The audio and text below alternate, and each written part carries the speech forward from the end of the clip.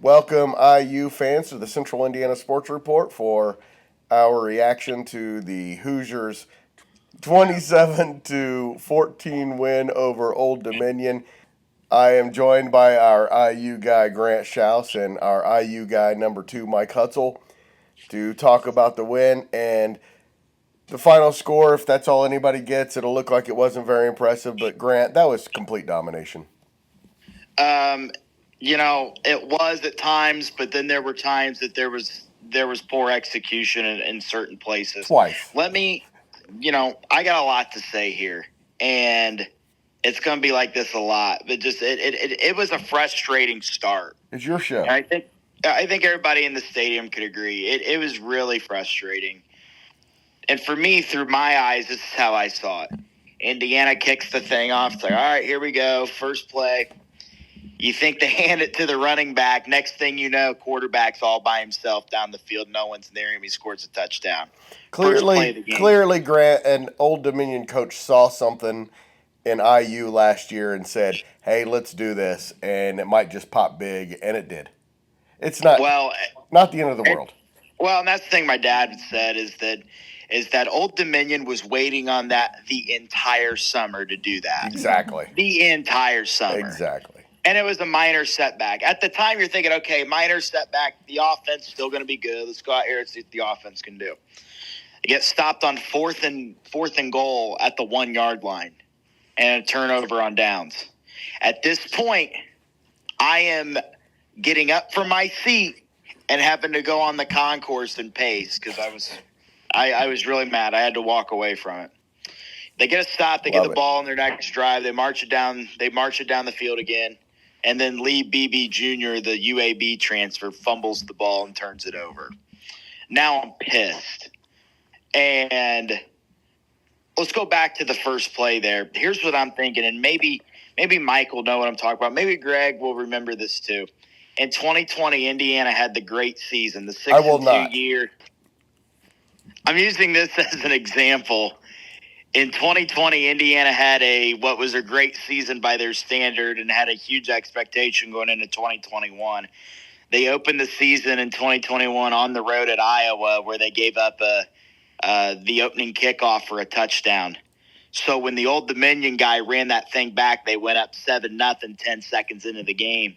I start having flashbacks to 2021, and I'm like, I can't do this again.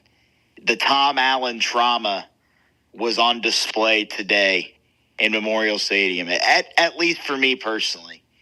And you still kind of felt like Indiana was going to get it figured out.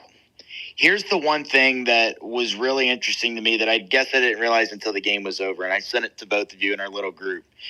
Old Dominion never snapped the ball in Indiana territory today. That's right. They never got across Indiana's side of the 50. In retrospect, that's actually unbelievable. Yeah. They put up 14 points and never snapped the ball in Indiana territory. Indiana's defense was good. Amari Farrell had an interception. D'Angelo Pons had an interception as well.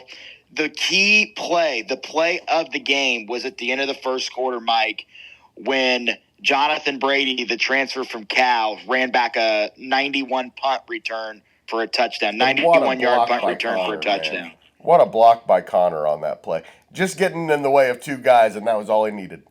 It was such a great play, and it needed to get the crowd into it. Because I think at that point, you weren't really panicking yet, but you were kind of just like, okay, what the hell's going on here? Right.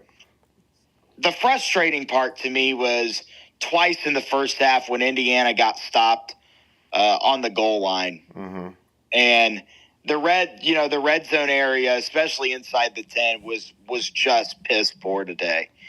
And I kind of understand why, and it's probably because Indiana doesn't want to go deep into its playbook in the red area on the first game of the year to give these other Big Ten schools later on in the year some film on them down inside the goal line. I get that, but at the same time, it's like, okay, we got to do something, then run it up the gut where they're stacking 10 guys in the box. I mean, seriously, they had 10.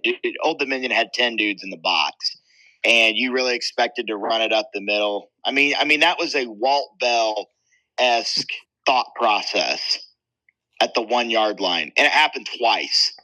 That was very frustrating, and that was concerning. That's the biggest concern I think coming from this is that Indiana was not good in the red zone today. The other way you can look at this, Grant, is that they're 5 plays away from winning this game 55-0. Exactly. And the thing is my dad pointed this out right before halftime. We were sitting together, and he said, if you really think about it, you're all worked up because Old Dominion had one good play. They had one good play of offense. Well, on defense, they made a stop and a fumble recovery, and there were some other things. But yeah, it was just a few plays. Otherwise, dominated from start to finish by IU. But then again, Indiana, to their credit, made plays. I mean, they made plays and they had to make plays. And that Old Dominion team, and we said it in the preview, that team's good. I mean, that's a good Sun Belt team. Right. I was really impressed with them. And, you know, again, it still doesn't excuse Indiana's non-conference schedule because it's weak, but I get why they're doing it. But that's a good Old Dominion team. That's a fun Old Dominion team to watch. And I'll be interested to see what they do the rest of the year. And, you know, you go back to last year. I know we talked about not going back to 2024, but just for reference is that Old Dominion had the lead with 6 minutes to go against South Carolina last year in South Carolina. And South Carolina ended up, you know, scoring and ended up winning by 4. But they lost, I think, 7 – or they were in 7 one-score games last year, Old Dominion. They were 5-7 last year. More than half of their games were decided by one score. That's really impressive. So they're in games with teams. They're in games with Power 5 opponents, Power 4 opponents. There's a lot of negatives you could take away, but there's still quite a few positives. Fernando Mendoza was a little iffy at times. He made good throws, but the one play that I'm concerned about was, and this really wasn't his fault, but it was the play there towards the end of the first half where he absolutely threw a dot to Omar Cooper Jr., who dropped the ball, and it would have been a touchdown. And Surratt dropped a couple balls. Surratt didn't even have a throw to him until the third quarter. That's inexcusable. I don't know whose decision it was for that to happen, but Elijah Surratt did not even have a ball come his way until the second freaking half. That can't happen. He's got to be more involved.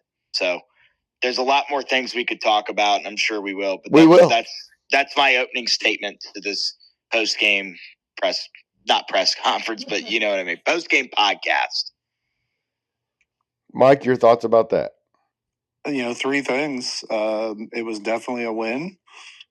There were things that looked good, but it was certainly an opener because there was a lot of things that didn't look good. All 3 phases had, I thought, some highlights. Offense ran the ball for 300 yards. I mean, that's pretty darn hard to do against any opponent. And Hamby looked good. They got stuffed on the goal. I mean, 4 plays, 4 possessions inside the 10 and 0 touchdowns. That can happen at any level, especially if you're going to be at the level that they aspire to get to. But with this coaching staff, those are the things you get figured out.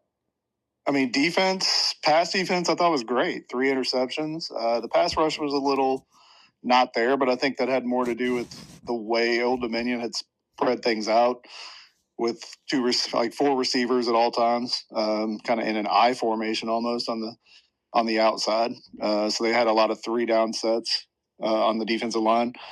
But 3 interceptions, but they also gave up, 2 60, 70-yard runs by the quarterback. But to keep a team out of your half of the field for the entire game it's unheard of. I thought 80% of the plays during the game, Indiana was significantly the better team.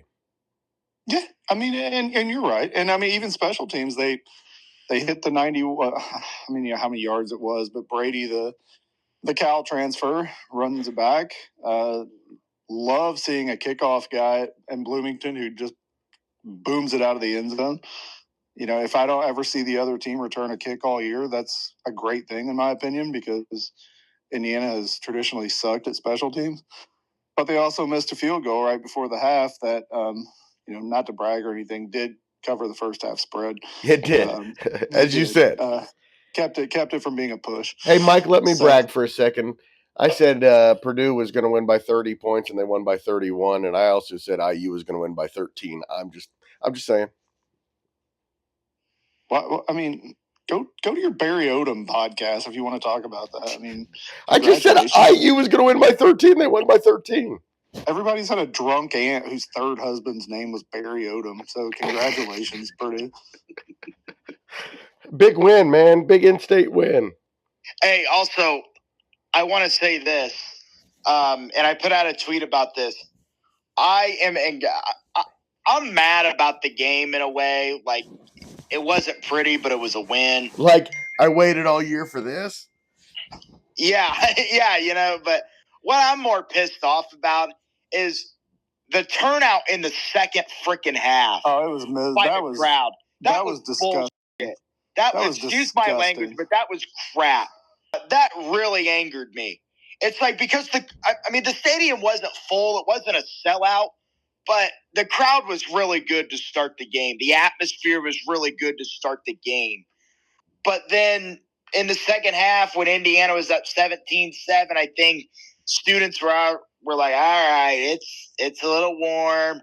We got the lead now. Let's go get our naps. That way we can go to our kegger later and, go probably, try and sniff out some girls at the sorority tonight.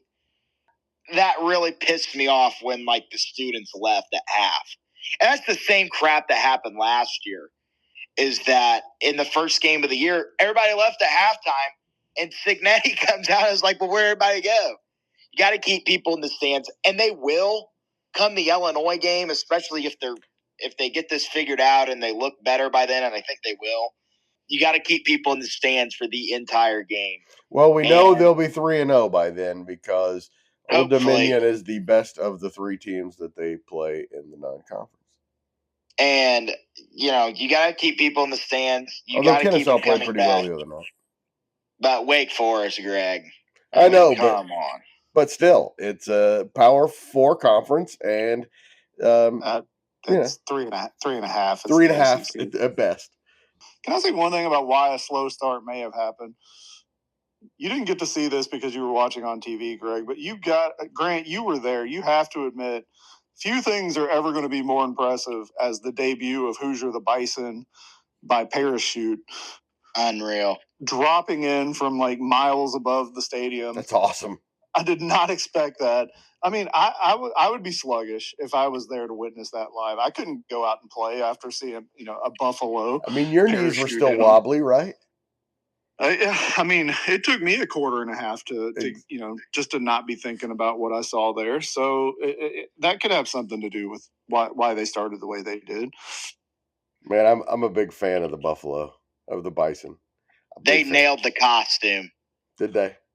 Oh, they nailed it. Now, the drawing of it, yeah, the apparel is not good. It's not good. But the costume, they freaking nailed that thing. Yeah, it's pretty sweet in person. I will admit they did a good job on that. But now we just got to fix the apparel. Mike, you remember all the nights we spent at the News and Tribune talking about mascots and which ones were the best and how much we love them. And remember that we had a colleague who was obsessed with the San Diego chicken. Yeah, that's true. Forgot about that. Yeah, late nights. Had a colleague who was a member of the Marching 100, so this would have been a great day for both of them. That's right. Let's talk some football.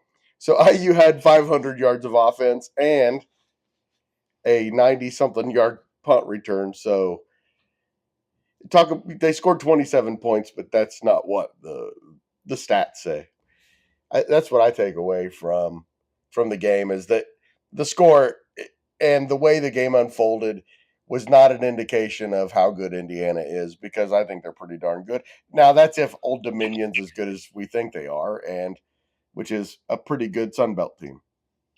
Yeah, I mean, I think the biggest key for Indiana today was that they controlled the time of possession, and they controlled how long they had the ball. That was the biggest key, is it sounds simple, and it is. It's because you got to keep Old Dominion from having the ball. And the longer you have the ball, the longer you can either chip back at trying to get the lead back down 7-0 early, or the fact that you keep the lead. And Indiana make crucial plays in a big part of the field with that Amari Farrell interception.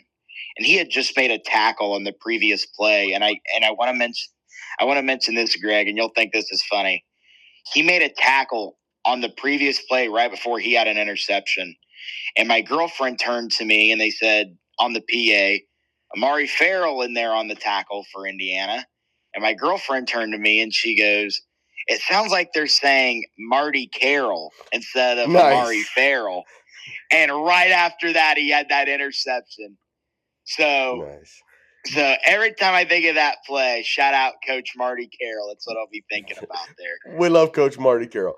I want to say this about the interception. First of all, he didn't do that much on the interception. The ball came right to him, and that was because of the play. I believe it was Isaiah Jones who made a read that he could break on the quarterback, and he had to release it early and missed his target. And that was I think he just saw that and made the adjustment on it, rather than that was the way the play was designed. And I just wanted to point that one out.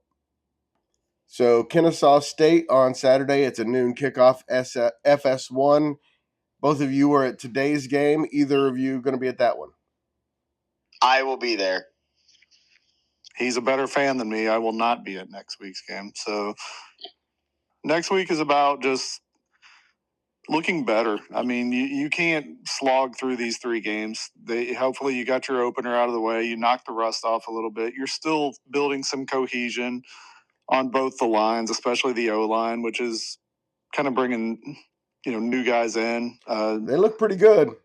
They obviously, you run for 300 yards. They look pretty good, but they also got stood up twice on the goal line by a true Sunbelt team. But there was hardly a play that Hemby ran that there wasn't some kind of hole. That's true. And I mean, and I think that the run game can be with Hemby and with BB, even though he had the fumble, and with Keelan Black. I think that can be a strength again this year. But they've just got to get more push when they get in close. Last year, and Grant, you'll probably remember this. If Indiana got the ball inside the 20 last year, it was almost a guaranteed 6. Oh, no question. I mean, they just overpowered teams in the red zone. And today, I think that's part of what led to everybody's frustration was they got turned away so many times. I mean, 4 times inside the 10 and didn't get a touchdown. And there was no imagination to it. There's didn't seem like. And I think on the defensive side of things, on the defensive line, allowing the quarterback to kind of scamper up the middle the way he did, you can tell that they are missing C.J. West in there at the defensive line spot. They are missing him big time. And that's unfortunate. And those are big. That's a big hole to fill for Indiana. But it's the next man up kind of thing. I will say this, and I don't know if Mike saw this or not when he was there today, but they showed, and they do this every game, but they showed Hoosiers that are now in the NFL, and they'll kind of give an update on like when they're playing, like when their next game is for the team they play. When they showed the 4 guys that played last year on Indiana's team got a nice ovation from the crowd, but the largest ovation was from Curtis Rourke. Yeah, it certainly was. And I thought that's cool. And fans appreciate it. And I really hope Mendoza works out. And today was an okay game. It wasn't the best. And he said after the game when talking to the media that he did not play to his standard. And I would agree. I was a little bit surprised how he came out. He throws a nice ball, but he just couldn't connect with receivers sometimes. They dropped passes or they were just completely just not accurate. And that's got to get fixed, and it will get fixed. So there's no reason to really be concerned. That was a good Sun Belt team. You have Kennesaw State next week, who you obviously can't overlook. But, the biggest game of the year coming up is going to be Illinois. And you got to be ready. And I think by the time they get through Kennesaw State and Indiana State, they're going to have all of this crap figured out. and I think it's going to be good for them.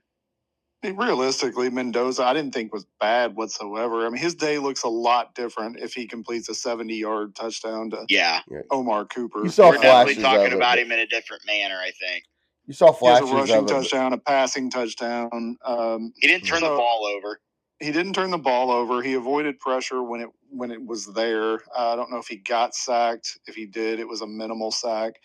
So I'm not concerned about what I saw from him. The concerns that I have are, just building up more cohesion, getting more, the red zone, that's got to fix itself. That can't keep happening. And I think you'll see a little more dominant effort next week. Kennesaw, I know Greg is going to hold on to that big 1-point loss to Wake Forest. And, Yeah, that's when IU beats them by 30. Hey, they competed with a power 3.5 not long ago. That's what I'm saying. You gotta look at things like that. They played with a team that is the equivalent of Northwestern in the Big Ten. We need a Wake Forest Northwestern game next week. Just throw it on the schedule. See those two teams get together and see what happens. Hey, shout out, if this is an Indiana podcast, let's shout out a former Hoosier, Jalen Lucas, with a huge game, huge play. Florida State knocks off 8th-ranked Alabama. As bad as we feel about Indiana right now, we're not Arch Manning and we're not Alabama. So let's just go into the night feeling better about things. I will say this, Mike, now that you mention it. I've noticed none of the national media is talking about what was kind of a poor performance from Indiana today, or that wasn't where Indiana wanted to be. Nobody's really talking about it because they're talking about Arch Manning and they're talking about Alabama. The only people that I've heard really that are saying a little bit of negative things are Indiana fans on social media, and I'll take that instead of hearing Paul Feinbaum's dumbass talk about, oh, well, the SEC is way better when, 2 of your flagship programs lost and another one of your flagship programs is probably about to lose here to Clemson, but we'll see. They're driving down 10-3. Lee Corso's pick for the national title is on the ropes right now. Oh, and by the way, worth mentioning here is that Lee Corso, every team he ever coached for in his career won today. That's all true. Won. That's true. And he was the only panelist to pick Florida State over Alabama today. Yep. His alma mater, he said he couldn't go out picking against them. And they hung it and they went. So that's it's and you factor in that his first love, Brutus the Buckeye, also won today as well. So really think about it, man. Corso, I mean, the football gods really gave us one day, and I love it. Absolutely love it. Join Grant every Tuesday and sometimes Mike as well for the IU Report, where we will talk more about this game. We'll talk more about Kennesaw State, and we will talk more about IU in general. Thanks, guys. Thanks, Greg. Thanks, everybody. Have a good evening. Thanks to Grant and Mike, and thank you for listening. Please share this podcast with an IU fan in your life. Thank you.